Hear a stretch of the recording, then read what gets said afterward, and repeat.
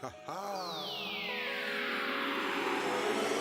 up in the morning, get my grind on. Hop in the shower, brush my teeth and get my shine on. Hey, Scholar Mac, we taking trips to different time zones. I feel like E.T. way these bitches trying to follow home. Wake up in the morning, get my grind on. Hop in the shower, brush my teeth. Welcome everyone to Living on Purpose podcast. We're your host, James Hagler. And myself, Jason Wilson. Today, we have a special guest, Leverette Ball. He's been seen on ESPN. He has a special podcast with Marques Ogden called the Lev Marques Show. This podcast, they're tearing it up over there. They have more than 10,000 downloads a month. Welcome, Leverett. Yeah, thanks for having me, guys. Although I heard you already have my co-host Marques on, so yeah. I'm a little pissed. You know, I was your backup plan behind Marques. So hey, it's okay. I'll look past that. I appreciate being here regardless. No doubt. Please don't hurt us, him. Yeah, don't penalize us now. Fair enough. Right? Yeah, we've got about 10 minutes, and I got places to be now. So, Leverett, man. To start off with, you know, we're always fascinated about everybody's career path. So let's start back when you were a child. What did you want to be when you grew up? So it's funny. So, you know, I wasn't someone who grew up, you know, wanting to be a broadcaster. That wasn't, you know, my childhood dream. You know, like you mentioned, you know, I do stuff on ESPN. And, you know, I do the podcast with Marques, and then I also do some stuff on New England Sports Network as well. But, yeah, no, growing up, I mean, it's funny. My dad was giving me a hard time about this other day. Like when I was a kid, yeah, I think my life goal changed every 6 months. So, you know, it was like, you know, at one point it was, you know, be a professional athlete. Then I was, you know, be in the military, then, you know, do this, do that. But you know, I always was very involved in sports. And so I guess, you know, it's not a surprise that I'm doing something sports related because, you know, I played some different sports as a kid and, you know, I was always a big sports fan. But as far as when I knew I wanted to get into broadcasting, that was more in college. You know, when I started doing internships and, you know, taking TV and radio classes and networking. And that was when I really got the ball rolling. Wow. Okay. So what was it about broadcasting that attracted you to the whole career? Well, it's funny because, you know, a lot of schools don't have broadcasting programs. You know, if you want to study business management or nursing or, you know, certain academic fields, they're certainly not easy, but just about every school has something for it. You know, a lot of schools don't offer any type of TV and radio program. I went to Curry College in Milton, Massachusetts, which does have a program, but, you know, like I said, being a broadcaster wasn't necessarily the dream growing up. So, you know, I just went to Curry, because I liked the campus. You know, I was recruited there to play baseball. So it was partly an athletic thing. And I didn't really find out about their broadcasting program until after I got there. So I guess it kind of fell in my lap. But I think when I really knew is what I wanted to do was my senior year of college, I interned for NBC Sports Boston. And they actually let me job shadow their Boston Bruins reporter at a home game. And his wife actually gave birth during the game. So he had to dip out, and he was like, all right, well, you're covering the Bruins for the rest of the game. I thought I was, you know, hanging out there, you know, eating hot dogs, you know, cheering for the team, watching.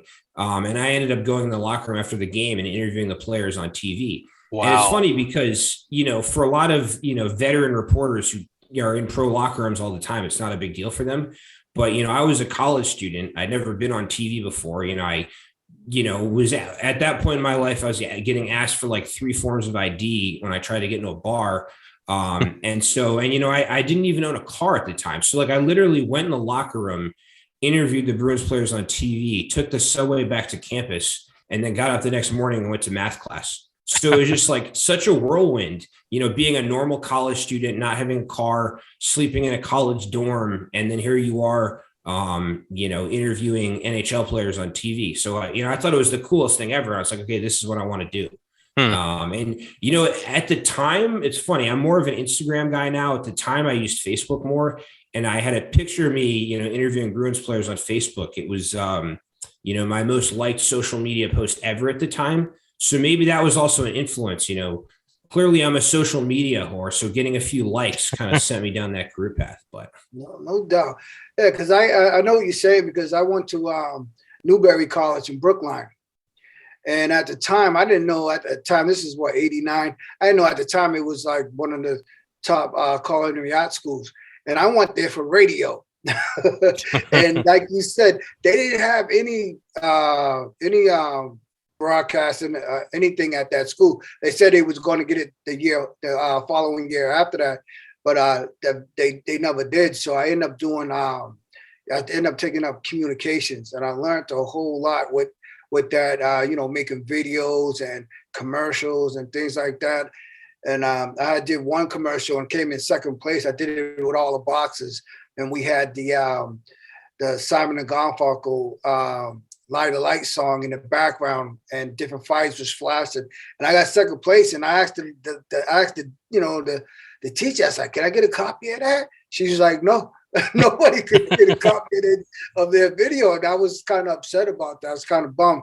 So I understand where you're coming from when you say that, and how it just fell into your lap. You know, that's great that you end up finding a school that you can go and get that that knowledge.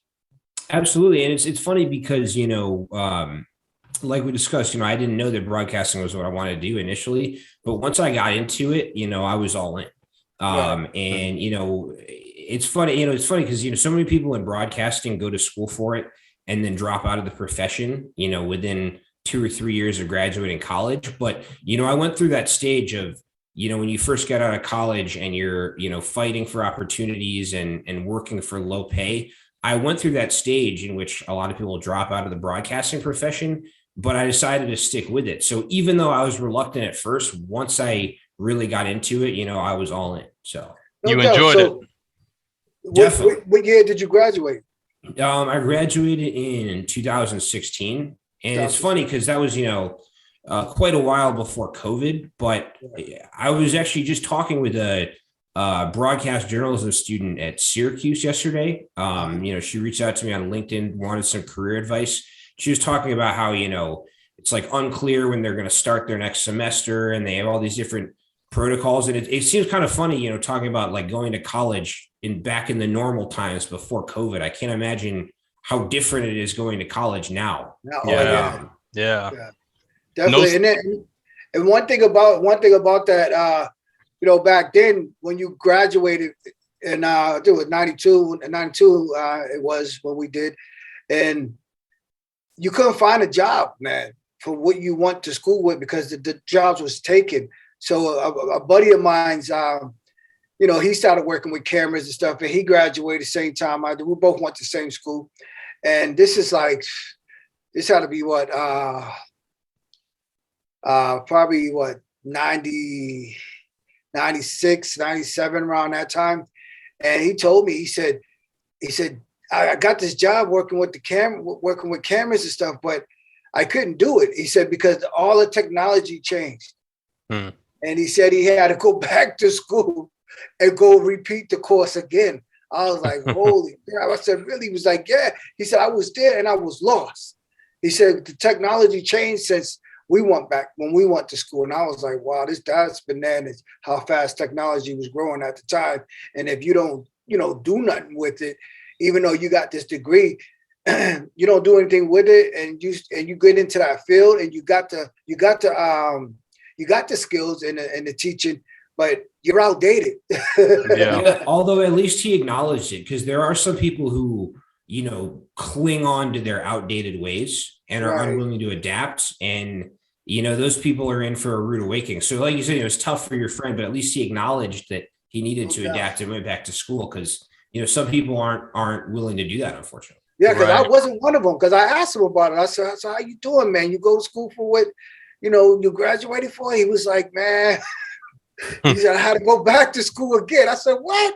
He was like, yeah, all the technology changed. They're not using the same stuff they used when we graduated. I was like, wow. And right now he's into movies and stuff like that, directing and writing scripts. So, not it bad. panned out for him. So Leverett, when you were in school, did you have any other experiences interviewing professional players? Well, so I mean, I did a few different internships in school. I did the NBC Sports Boston one. I did the Boston Herald, and then also WEEI Sports Radio. Although the thing is, when you intern at places like that, you're not usually on camera. You're either job shadowing a reporter who's on camera, or doing different random work behind the scenes.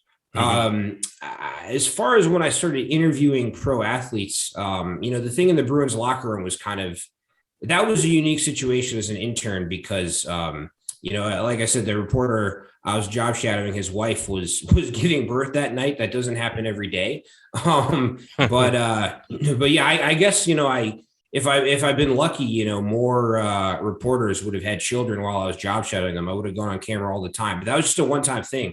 But as far as when I, first started interviewing people regularly, I mean, I do a lot of, live games currently, like the stuff I do on ESPN. That's, a lot of play-by-play announcing and sideline reporting. As far as like one-on-one interviews, I get to do a lot of those as a sideline reporter, but most of the ESPN games I do currently are college sports. As far as interviewing, well-known professional athletes, a lot of that is what we do on the podcast that Marques and I co-host. We've had a lot of football guys, a lot of Marques is a former NFL player, so a lot of football guys like coming on. We've had Joe Namath, we've had Ricky Williams, we booked Michael Strahan, he's coming on in February. Okay. And as far as other celebrities, we have some celebrities outside of sports. We have Matthew McConaughey is coming on in March. And also, I don't know if you guys watched The Bachelor, but Jared Haben is a former actually Bachelorette and Bachelor in Paradise contestant. Okay. He came on as well. And he actually opened a restaurant not too far from where I live. So I got to go to his restaurant opening as well. So I'd say the most famous interviews I do are actually not on ESPN, but, on the podcast. Nice. So what do you enjoy most? Do you enjoy sideline reporting or the podcast? It's tough. I want to do as many different things as possible. And they kind of go hand in hand because, when I first wanted to launch the podcast, I wanted to, do it with a professional athlete. I wanted to co-host it with either current or former professional athlete. The reason for that was just that, a lot of athletes that we have on as guests feel more comfortable, with another pro athlete there, it's someone they can relate to. So they're more at ease. It's more of a productive interview, than, just interviewing them solo. But I initially talked with Carlos Dansby. I don't know if you guys remember him, former Arizona Cardinals player, about co-hosting the podcast with me. He got really busy with some of his other business ventures, couldn't do it. Then I reached out to Marques and we started co-hosting. But a big part of, why Marques told me that he said yes to doing the podcast with me was because of my pedigree and my credentials, as a broadcaster doing stuff on ESPN. But at the same time, now doing the podcast, it makes it easier for me to network with other TV broadcasters by inviting them on the podcast, because since our podcast is globally ranked, it's easy to get guests. So it's an easy way for me to meet people in my industry. So my TV stuff and my podcasting stuff kind of feed into each other. And I know that was a kind of a long answer, but I guess the shorter version is that I like doing a lot of both. And they, I think they, like I said, they kind of play off each other and kind of feed into each other. That's excellent, man. So what's next for Leverette Ball as career-wise? Well, obviously I want to keep doing the podcast and, just keep climbing in the rankings. Right now we're ranked in the top 1.5% of the most popular podcasts worldwide. A big goal for us was to get in the top 1% in under a year. Right now we launched the podcast 8 months ago. So right now we're in the top 1.5% after 8 months. So we have another 4 months to get up, another 0.5% and hit our goal. As of now, we're on pace to do that. So for the podcast, just continue to grow, continue to get, more and more high profile guests. And then with the TV stuff, just continue to get more reps. It's interesting. Early on in my career, I did more pro sports. Right now, with a lot of the ESPN stuff, I'm doing a lot of college games. I think at some point I want to get back into pro sports again. Okay. So that's something I could see myself doing down the road. But more than anything, just keep working and keep doing what I'm doing now. Just do it at a higher level and continue to get better. So how can we get our podcast up in that status? I was just about to ask that. I mean, there are so many different factors that go into it as far as a podcast popularity. I mean, I'd say one of the biggest things is consistency. Some podcasters out there, make them, they'll go all in on their podcast for a few months and then they'll, maybe not publish for a month. I'd say publishing consistently. And also I think, having high profile guests helps a lot. As far as brand alignment goes, if you have someone who they think is really cool, who podcast listeners think is really cool, then your podcast is cool by association. And the big thing with getting high profile guests is just networking. And hypothetically, any podcast could get any individual celebrity if they know the right people. But you have to be tactical about it. But I would say the big things are, networking, getting high profile guests, publishing consistently. And also I think being authentic. Don't, go on a podcast and say what you think people want to hear. Say what you believe. I think if you're not authentic, it comes across to people as phony. Yeah. And there are so many, YouTubers and podcasters and different content creators, social media influencers who try and project themselves as something that they're not. And there are just so many people like that. You don't really stand out doing that. So, yeah. Now, when you talk about consistency, are we talking about, if you do it once a week or every 2 weeks or whatever, what would be consistent for you? I mean, so that's a good question, man. I think there's more than one way to skin a cat. So there are, a lot of podcasters once a week. For ours, we publish a few times a week. There are some that are, once a month, but more than anything, I think when I say being consistent, I more just mean not taking extended breaks. So, don't publish for 6 months and then take 2 months off, publish throughout the year. So you can kind of do whatever you want, or if it's, once a week, or maybe, 1 week you do 1 episode, 1 week you do 2. But I think more than anything is not taking breaks and not getting frustrated. If your download numbers aren't where you want them to be, don't take a break because you're frustrated. I mean, getting 0 downloads for a month is going to make your numbers suck even worse. You know what I mean? So, don't get frustrated when things don't go your way. And just keep publishing. It's like anything. It's like going to the gym.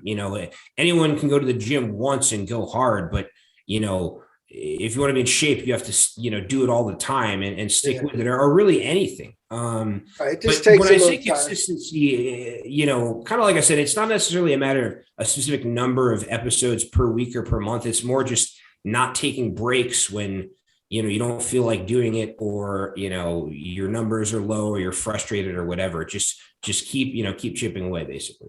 Right. But as far as your equipment goes, man, your mic sounds, phenomenal. What kind of mic? It should. Yeah. What kind of mic is that, man? This one, I actually, what's funny? I actually just got this one at Best Buy. I had a couple mics. Actually, my first mic that I used, this one is currently resting in peace. I'm knocking stuff over. I'm going to get evicted from my apartment building. But that one is I guess I could say the original Lev Marques Show mic. That one lasted me a few months. And then, and then started not to sound as good. This one I got at Best Buy. Well, it's a Shure mic, but honestly, and I have right now, I have a mic and a ring light, although those are like the most expensive things I have. I just recorded on, I'm hooked up to my laptop, and I just recorded it at home. I'm not, buying expensive studio. Oh, thank you. My roommate just, I managed to knock over my speaker when I was showing you that mic, but for the most part though, I'd say with podcasting, you don't have to spend a ton of money. And that's actually one of the biggest mistakes that some podcasters make when they're starting out, is spending too much money when they haven't gotten sponsors yet. Mm-hmm. And then you have a terrible return on investment. You don't want to, hire a 6-person camera crew and put it on YouTube the first time you ever do a podcast. Just do it on your laptop, maybe buy a Best Buy podcast mic. And just more than anything, go for quantity over quality initially. Down the road, if you're making millions of dollars in sponsorship and you want to buy nicer things, go for it.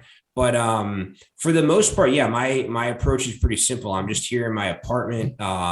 This mic is a little better than the one I initially used. The other mic I showed you a second ago, that was my original mic. It sounded fine at first, but eventually it started sounding crappier and crappier. And I was like, it's time for a change. So yeah.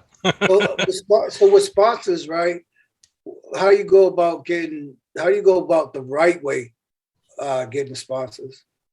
Well, the interesting thing about sponsorship is like there are, really good podcasts that don't make money because they have a good enough podcast to make money off of it. They just don't know how to monetize their skills.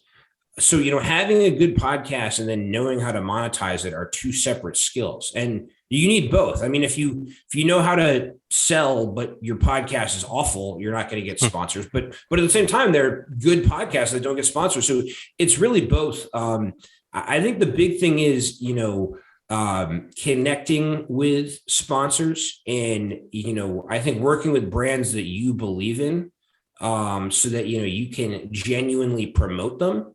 If you don't believe in a brand and you're just reading a script, for their ad on your episode, they're going to, their BS radar is going to go off. They're not going to want to work with you anymore. So, work with brands that you believe in and you connect with. And I think really also just do a good job of promoting your podcast and, keeping track of your stats, keeping a list of your most high profile guests and kind of putting together almost a little portfolio to show to sponsors when you pitch yourself to them. That's good advice. Right. But that's something that we do. Jason, shows me the different stats and how things are looking. And I'm like, wow, there's something that I didn't even know anything about. Jason knows a whole lot more about the podcast than I do. So, that's one thing I see, he stays on top of that.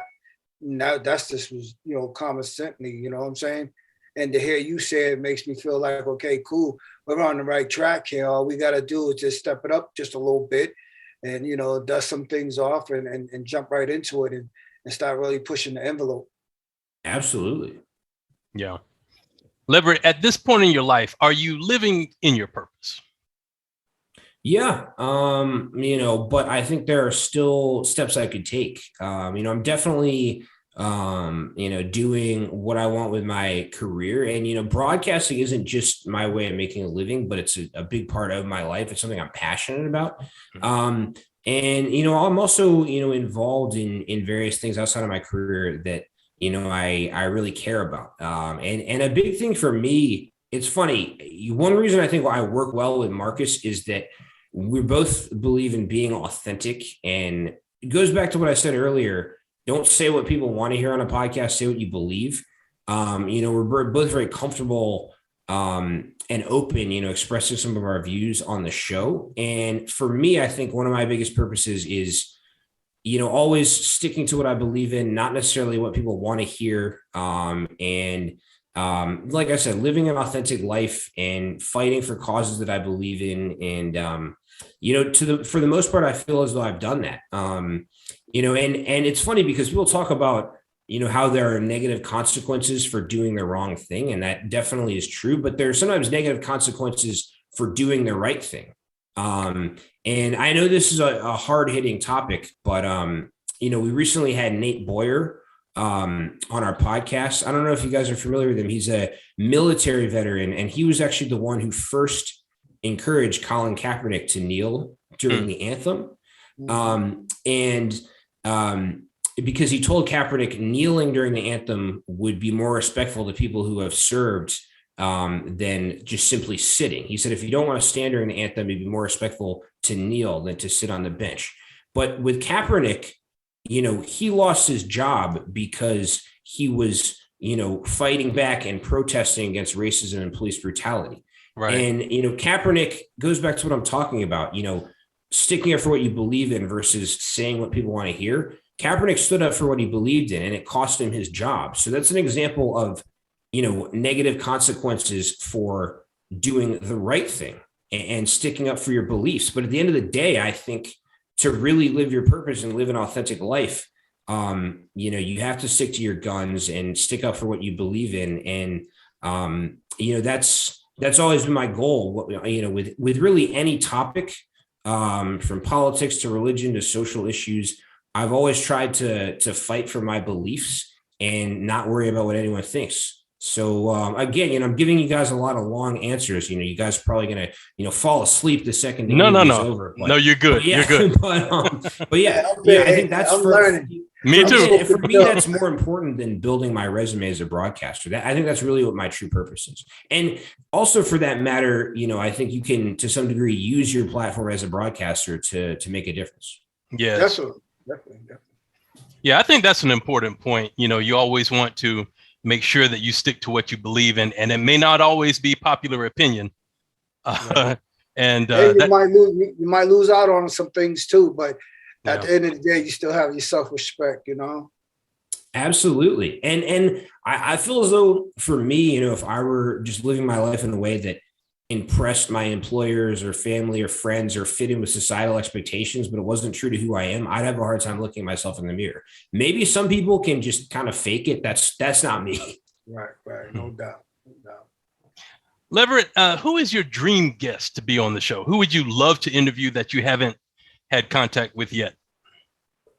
I mean, it's funny because, I think who I would most enjoy talking to and who I'd want to have on the show are not the same person, because as far as who I want on the show, I want people who the audience likes, because, that's how you make money, is impressing your audience.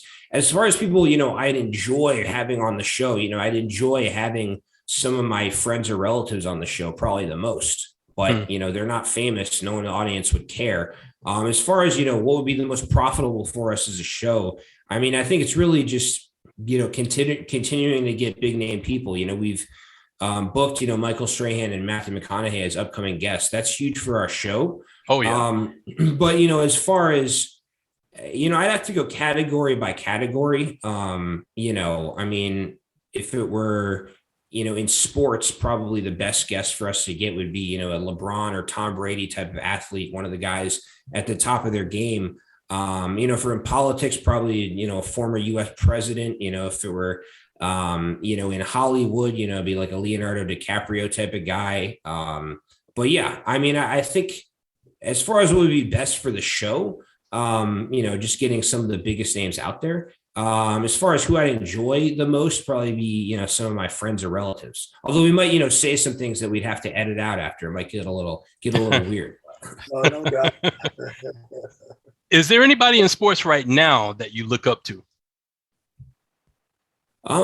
Yeah, although the big thing for me is I don't idolize anyone, in the sense that I personally find it a little strange that, certain sports fans idolize people they haven't met before. Like take Tom Brady, for example. I respect what he's done on the field. I think he's the best quarterback of all time, but I haven't met the guy. Maybe if I met him and we became friends, I'd be like, this guy is awesome. But I find it kind of strange with not just athletes, but, movie stars, musicians, people who are so obsessed with them who haven't met them. And you know, they say, don't meet your heroes. You might meet your hero and it turns out they're an asshole. I mean, Yeah. So for me, you know, I don't really have anyone who I haven't met who I idolize. Now I've met people who are, you know, famous through doing interviews and network, and they've turned out to be really cool, but I don't really believe in idolizing anyone who I haven't met before.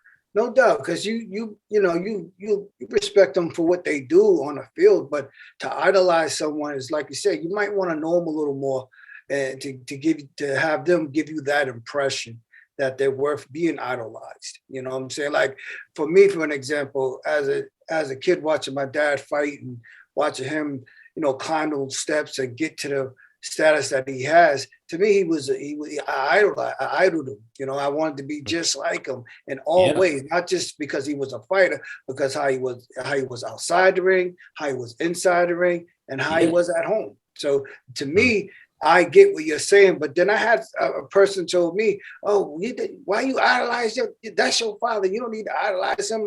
You know, I was kind of confused about that, and I was like, "Well, when you know, I don't idolize nobody else for anything unless I know him." You know what I'm saying? Like you said, if I got a chance to know Tom Brady or met Tom Brady or had a chance to have a couple conversations with him, and then, you know, feel his personality, and, you know, if he makes an impact on me, then there could be a chance that I would idolize him as well. 100%. And it's kind of like you said, you know, your hero doesn't necessarily have to be a celebrity. You know, Exactly. you know, it could be a relative, a friend, someone in your community. And yeah, you know, we both referenced Tom Brady. It's funny though, our one of our guests on the podcast was, like I said, Jared Haben from The Bachelorette.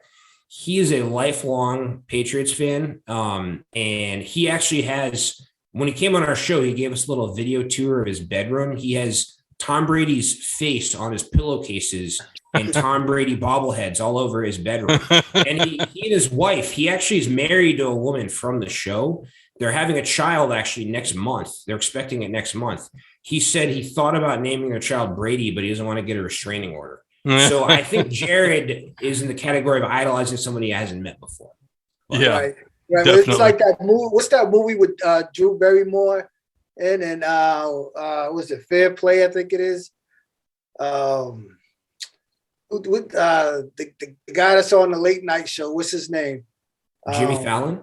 Yeah, with Jimmy in it, and she gets hit in the face with the baseball. Yeah, the Red Sox movie. Yeah. Fever Pitch. Field Play, something like that. Isn't it called Fever Pitch? Yeah, Fever Pitch. Fever Yeah, Pitch. Yeah, you see him, he had it everywhere. Well, you know what's funny? Jimmy Fallon plays the Red Sox fan in that movie. He's actually a Yankees fan in real life. So that must have been an uncomfortable role for him. Oh, definitely had to be a big. That would be like if like an Ohio State fan had to play a Michigan fan in a movie or something. Oh, yeah. So, Leverett, what advice would you give somebody that wants to get into broadcasting?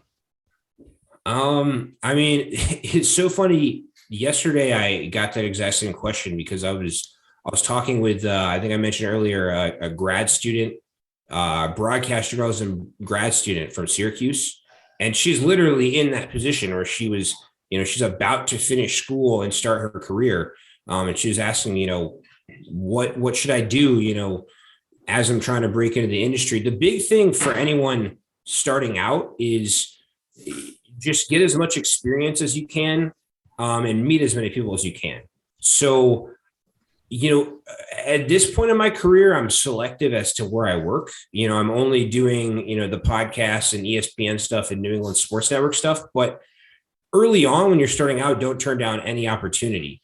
If you're sideline reporting for, you know, a high school basketball game and 50 people will watch it, that's valuable experience for you. So really just get as much experience as you can, as many reps, and just meet as many people as you can. And I think one of the most effective ways to network is to simply introduce yourself to people and talk to them without asking for a job or asking for a favor.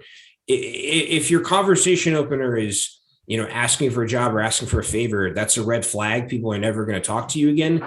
But if you just simply tell them, you know, I'm trying to work in your industry, I'm passionate about your industry, I want to learn, what advice do you have for me? That goes over a lot better.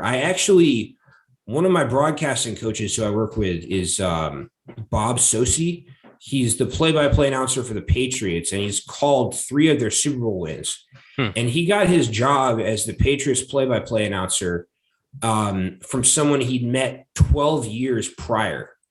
And he'd known that person for 12 years and just talked to them, asked them for advice, stayed in touch with them, but never asked them for a favor for 12 years. And after 12 years of knowing that person, without asking for a favor, without that person doing a favor on their own, that person got him, pulled some strings and helped get him the job as the Patriots play-by-play announcer because of how highly they thought of him. So, if you just reach out to people and network and don't ask for anything, opportunities will kind of fall into your lap eventually. But, you have to be patient. So, but early on, like I said, just get as much experience as you can and meet as many people as you can.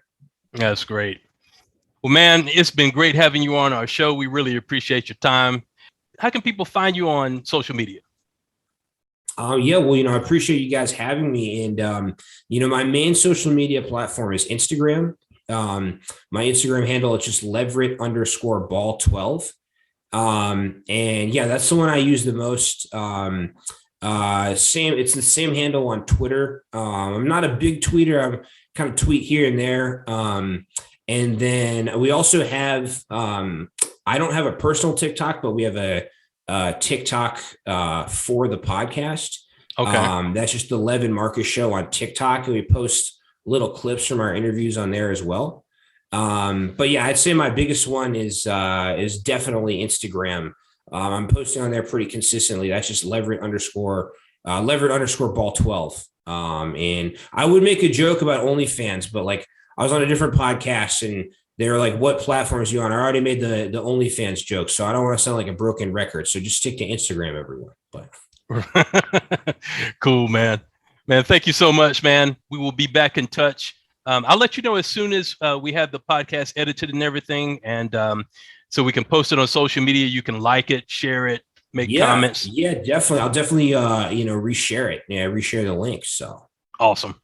Thanks a lot, brother. To tune in to the Lev Marques Show, just put the Linktree link in your browser. For social media, find Lev at Facebook, Leverett.Ball, Instagram at Leverett_Ball12, and Twitter at Leverett_Ball12. Thank you for watching Living on Purpose podcast. Subscribe to our YouTube channel.